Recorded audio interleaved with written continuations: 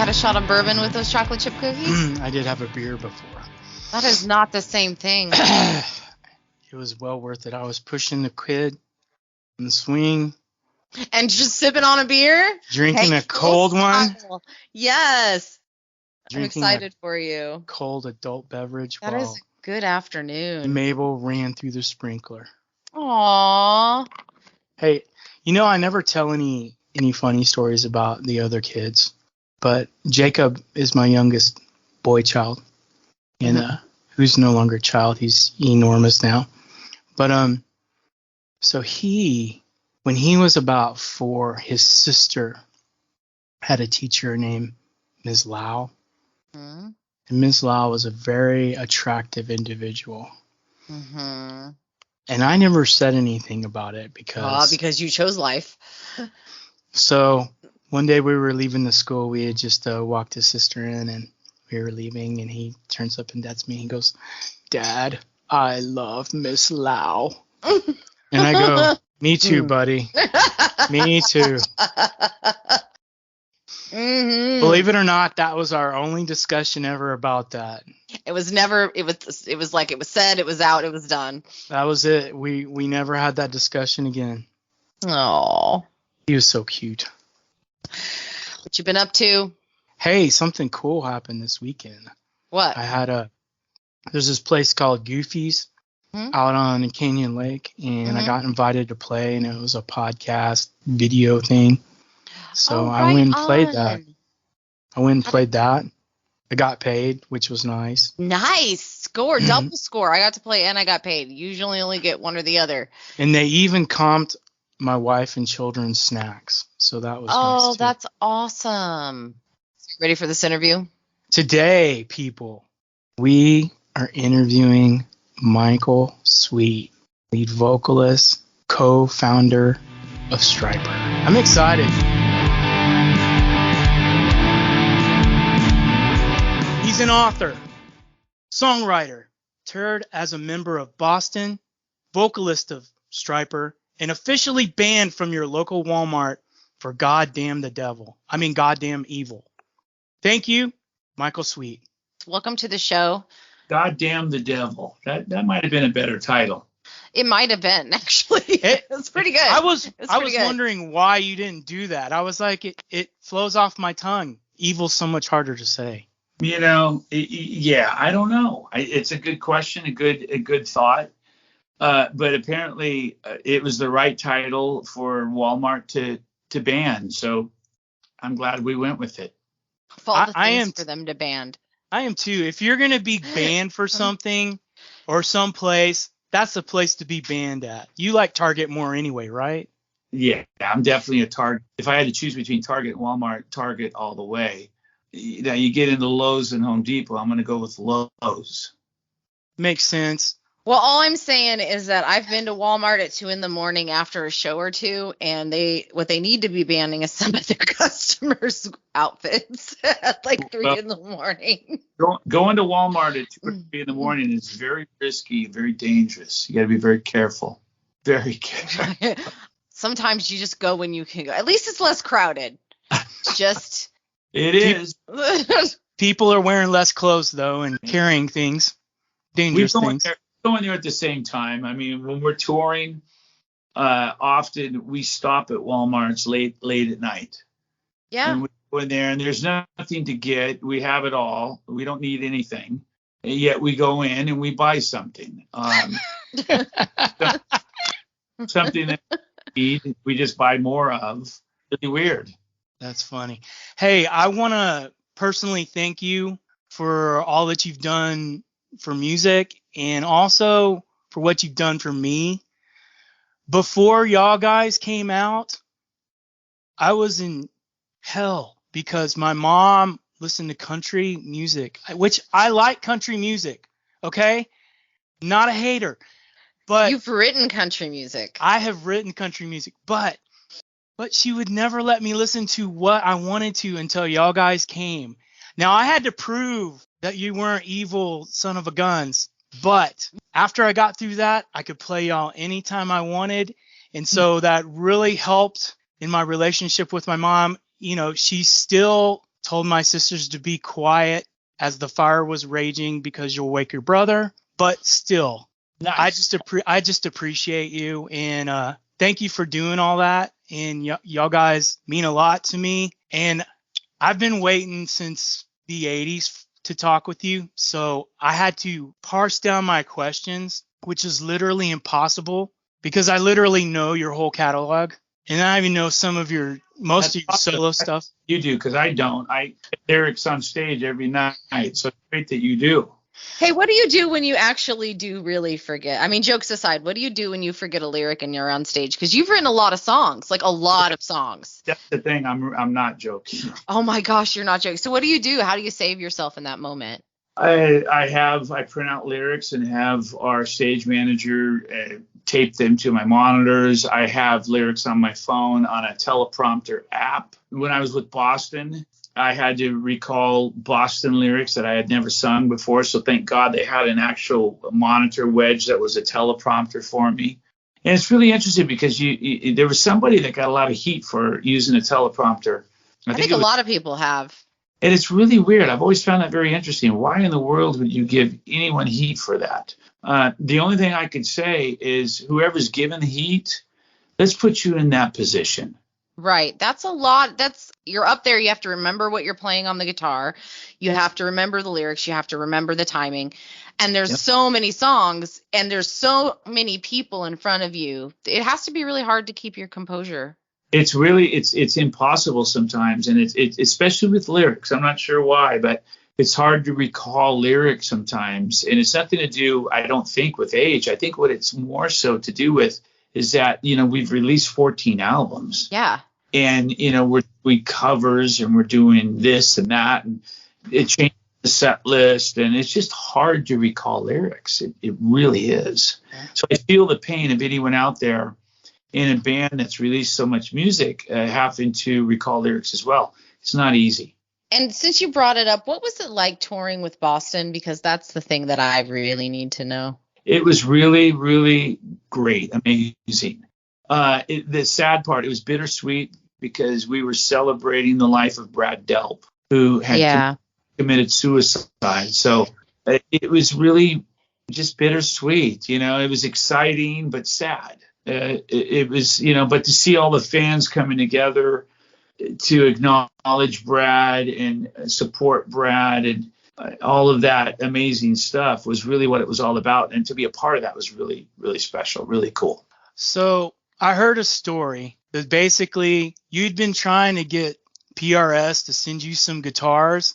And then you said, I saw something that said, I got offered the opportunity to tour with Boston. So I let PRS know right away and they sent me PRS guitars. Is that true? Yes, I'll elaborate a little bit more. And I'm one of those guys, if you ask me a question, I'm going to answer it. And it gets me into trouble a lot. Me too. If you ask me a question and it's true, I'm going to say, yeah. I'm not going to say, hey, next question. I'll answer anything pretty much. Yes, basically what happened, that whole situation was I'm a big PRS guy. I like PRS guitars. So much so that I bought two of them. I had two custom made for me back in the late 90s and early 2000s in that time period. And I still have them.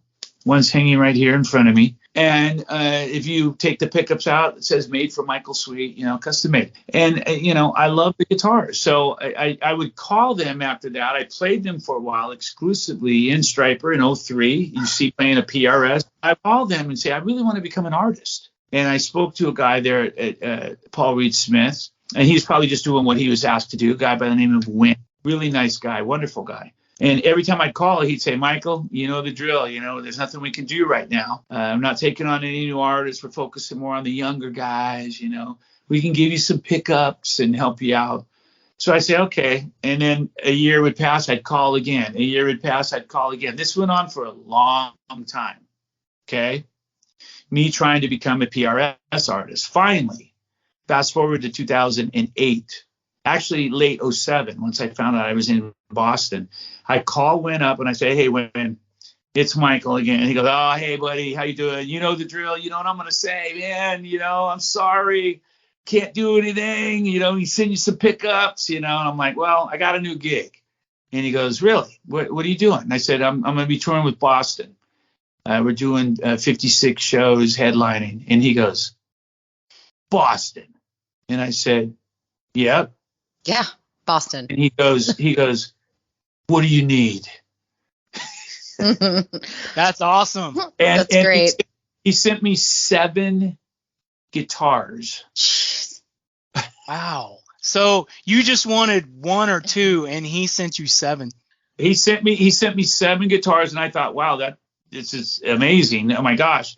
But yeah, I would have been happy with 1. But the real moral of the story is, when I look back on that, I just think how sad, that here I am, an artist who paid for guitars, played them exclusively, and that's what it took for me to get the respect of the company. It kind of blew my mind. Needless to say, I don't play Paul Reed Smith guitars anymore. Okay. Owie. I mean, that's all right. I mean, I kind of don't blame you. I have 2 guitars. I have 2 Paul Reed Smith guitars, the ones they made that I kept, and I don't plan on getting rid of. And I have my 2 Boston guitars. They're called Miras, and I love them. They're great. I'm not getting rid of those. I just don't. When I say I don't play them, what I mean by that is I don't endorse them. I don't. Right.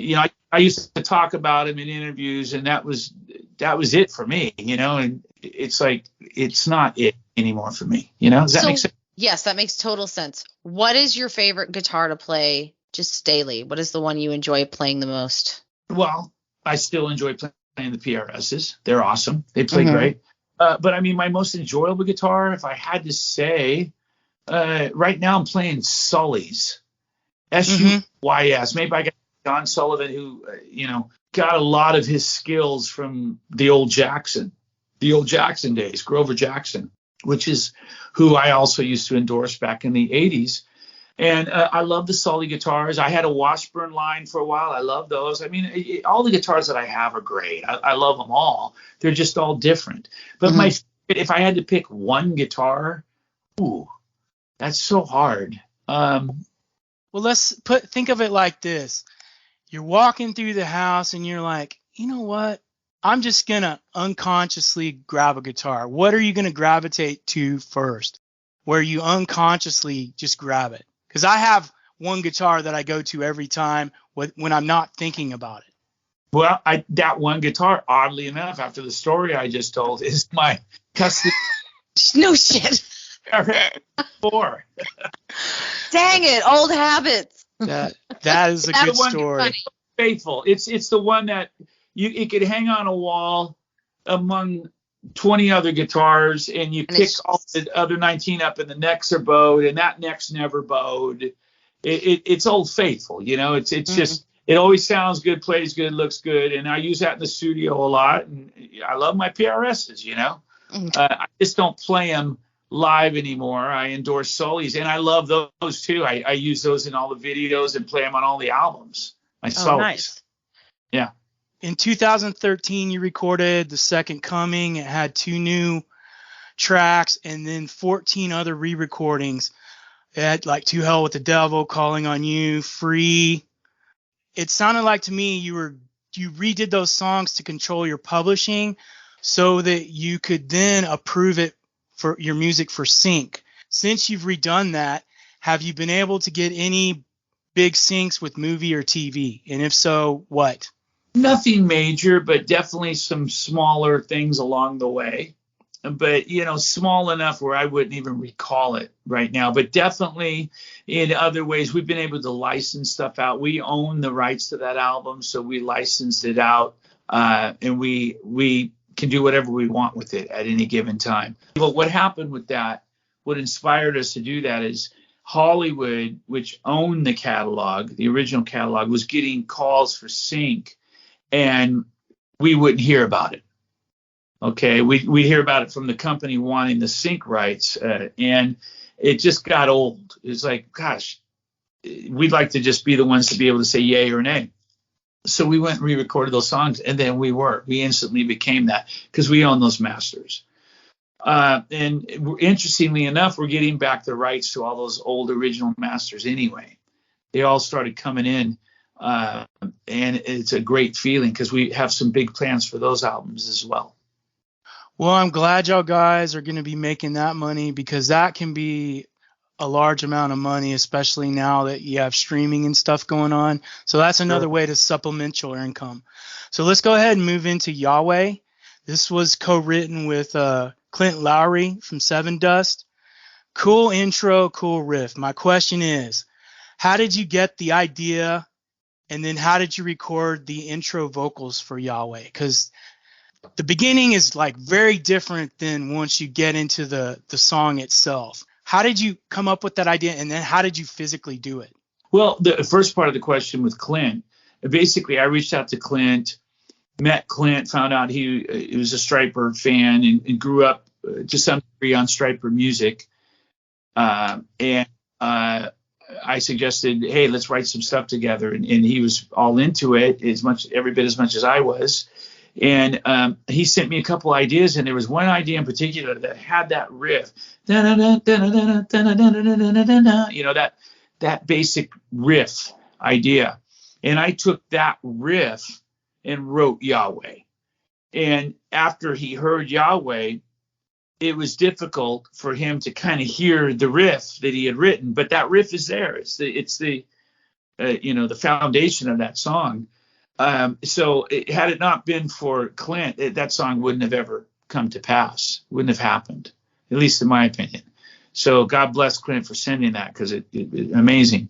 And then in terms of the choir, I always felt like that song needed to be epic and have, it's almost like 4 songs within one song. The breakdowns and the way in terms of tempo, it changes dramatically 4 times. Literally, I wanted it to start off in an epic sort of way, and what better way to do that than with the big, ginormous choir. How big are we talking about? Because that's a big sound at the beginning of that song. It is. What it is, if I can recall that properly, it's Oz and I, and I want to say 5 other people. So 7 voices. One of those voices being a female voice. And we layered that, multi-tracked that. We would do one part the same, sing it in unison, stack it, triple it, double it, then triple it. Then we do the next part, double it, triple it, next part, double it, triple it. And then you just started building all these voices. So all of a sudden you've got 5 parts, including octaves, with 7 voices times 3. So you can do the math on that. That's a lot of voices. And then we added sections where we were all singing different parts. So it became this just enormous choir, and it sounds like, just a big, huge choir. It's really cool. And you like really scream really well on that song. Yeah, I tell you what I did. When I was singing that lead vocal, I was wearing a size 30 waist, and then I wasn't hitting those notes quite like I wanted. I went up and I got a 28 waist, and it just came out much easier. Well, that's good. I'm glad no one had to help with that, like a medical intervention had to occur. I'm glad. Yeah, it was wild. Those tight pants just made me hit those notes. Well, the other thing is you can't undo the medical intervention too. So there you go. You can take off pants, but so that's an old stupid joke that I use. No, in terms of high notes, I tell you what I do in all seriousness. I do the high notes first when I record, and then I sing the song after I do the high notes. And it works good for me. It works very well for me, doing it that way. That's interesting. You do that not to blow out your voice? Yep. With me is if I'm singing for 3 or 4 hours, a song, multiple takes, and then punching in and fixing things and what have you. I find that by the time I get to that 3 or 4 hour end, when I go to try to hit a clear high note with the top end on it and the power, it's not quite the same as it was 3 hours ago. Yahweh, Yahweh, Yahweh.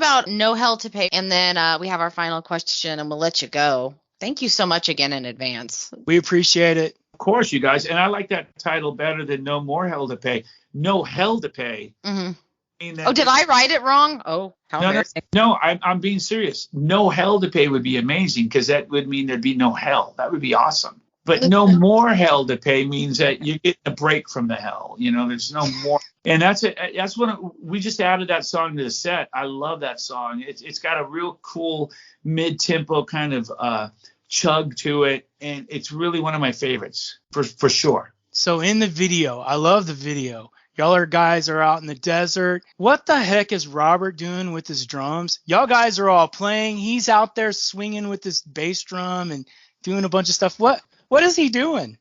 People went crazy. I'll never forget when we released that video, all the comments about people that were so mad that he didn't have a full kit. And to be honest, just laying it out there, we shot a video for the song Sympathy, that studio in Las Vegas. It was about 110 degrees. We were in an air-conditioned studio. Then we had to go shoot another video, do 2 videos in one day.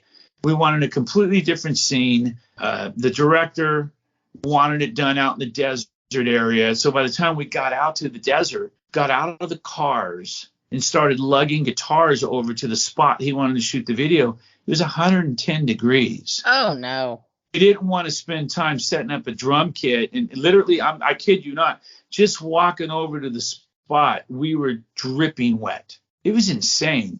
And out in the middle of the sun. And it's pretty brutal. So we took the easy way out, and fans didn't appreciate that. I thought it was so funny. I just laughed and laughed. I didn't get as soon angry. as I saw it, I was like, that has something to do with the weather. I feel it. My old bones felt it. I was like, it's too dang hot. It's too damn hot. But that's a cool video. Hot. That was a cool video. Yeah. I think even hotter than 110. I want to say it was like 113 or something. It was brutal. And we were dying. Like, my lips were sticking together. It was brutal. Subconsciously, we were rushing through the video. Like, let's just get this done. You're like, let's wrap it up, guys. 2 times 2 guys. And then after the first time, my brother Robert's like, guys, can we go? It's like he was done from the start. You're asleep. Whoever drove hated the fact that they were a driver, because everybody else fell asleep.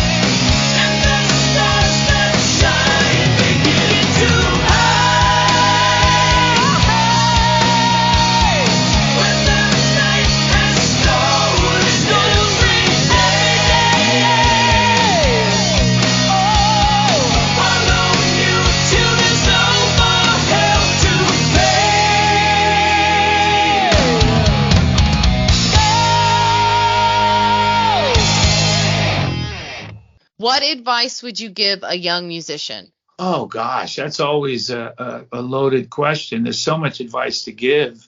How about what's the best advice you were ever given as a young musician?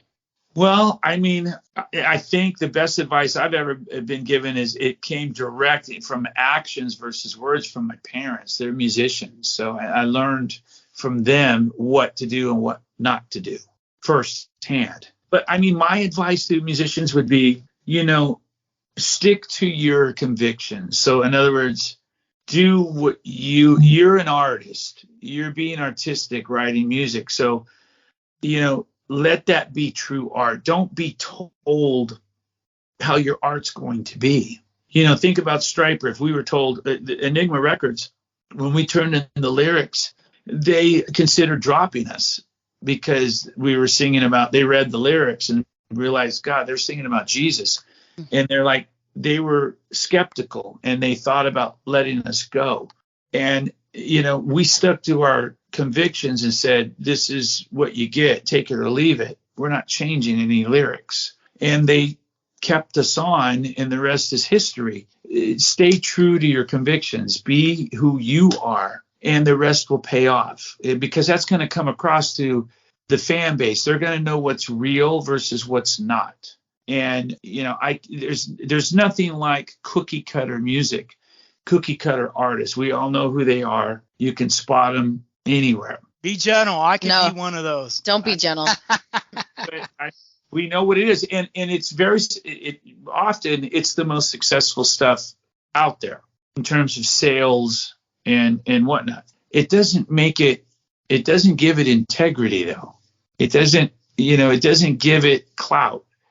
And I think what gives music clout and artists and bands clout is, being real, being original, and sticking with that.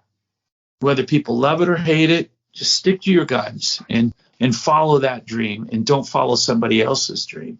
I like that. That's good. Follow your dream, not somebody else's dream. Sounds like you've been practicing that for a few minutes. It's written right here on the wall. So I can see it because I'm blind. You guys know that. So we're gonna let you go, but I have one thing to say. I would like to thank your team, Shelly in specific, Richardson, for working with me, because I get off work and then I kind of spend time with my family. Yeah. And she was like, well, we need to go this early. And I was like, well, this is time with my family, and because then I don't see them the rest of the night. And I was like, can we do halvesies? And so y'all went for halvesies, and I appreciate, and I know you're a family man too. And I appreciate that, because sometimes people just won't work with you and they're like, take it or leave it, And I appreciate Shelly, and she was like helping the whole time, heard the cats on both sides, it sounded like. So I really appreciate her. I'm so happy we got to do it, and I hope it turns out great. Keep me posted and Shelly posted. Did you want to talk about your tour? Real quick. Yeah, we got the tour coming up. It starts the end of April. And, well, we're doing Monsters of Rock Cruise prior to that. And then the tour starts the end of April. And we're doing, I think, 30-something shows. We got a lot of touring going on this year. Where are you starting off at? Everybody can go to stryper.com and follow the tour link, and you can see all the dates right there. Awesome. I want to go on a cruise that's playing a bunch of rock music. How do I get into that? Cool. I tell you what, it's pretty cool. You would enjoy it. It's very. I would drink a lot and very much enjoy it. The only time I won't enjoy it is if the seas are rough, choppy. Yeah. Thank you very much, Michael. I hope you have a great evening. Are you an emerging Texas artist looking for a platform to share your talent? Well, you're in luck. All you need to do is send your videos right here to videos@texasscenetv.com. You'll have your shot for your video to be shown to the world right here on the newest, hottest channel for music, Texas Scene TV.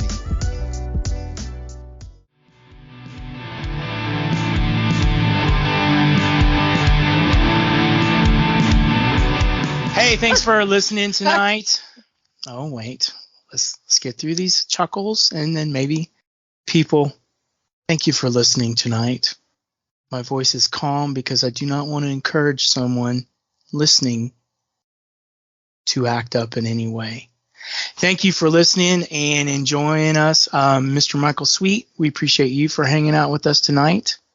And now I'm going to kick it on over to Renelle. I just would like to take a moment to say that you like it when I run off at the mouth. And you get a kick out of me fully embarrassing myself. So don't act like you're trying to keep the other person on the call calm, because that has not ever been your MO. Your MO is the opposite. Your MO is, it's like, how embarrassed can Raynell be? Can I be the one to cause it? I did not cause it. No, she's kind of been a bitch the last couple weeks because she's in pain, which is my excuse, but I have been a full-on bitch. And this is my moment. So don't act innocent. Anyway, thank you for joining us on Sound Pollution this week.